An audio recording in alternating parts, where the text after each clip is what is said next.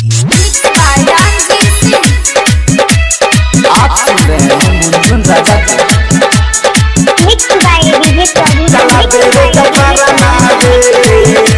हमारा सखी मारा दावे चला तेरे कपारा नावे हमारा सखी मारा दावे चला तेरे कपारा नावे हमारा सखी मारा दावे हमारा सखी मारा दावे चला तेरे कपारा नावे हमारा सखी मारा दावे होई के तैयारी उठावे उको दहारी बुझे नहीं कबो तो हम बारे हमारा सखी मारा दहारे चला तेरे जफारा मारे हमारा सखी मारा दहारे चला तेरे जफारा मारे हमारा सखी मारा दहारे चला तेरे जफारा मारे चाले बलमुआ तुझे न कबूची खाली रे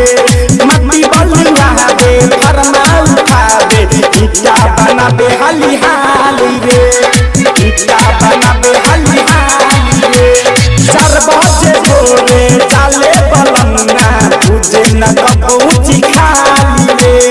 मट्टी बलुआ दे फरमा उठा दे इटा बना बे हाली हाली रे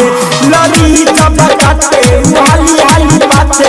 तुझे नहीं कब सर देगा मारे रे सखी हमारा सखी मारा दहारे चला तेरे जफारा नारे हमारा सखी मारा दहारे चला तेरे जफारा नारे हमारा सखी मारा दहारे चला तेरे जफारा नारे कबो न देवे सखी रे उनका साथ रे रीते सगुना राम दे बरा खाना ले जाला नहीं माथे रे खाना ले जाला नहीं माथे रे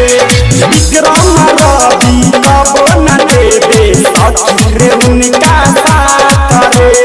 रंजीत रमेश विकास दे बरा खाना ले जाला नहीं माथे रे बिहारी काम छोड़े इटा नहीं छोड़े मुंजुन राजा करे सारा काम बारे रे सखी हमारा सखी मारा दहारे चला तेरे जफारा मारे हमारा सखी मारा दहारे हमारा सखी मारा दहारे चला तेरे जफारा मारे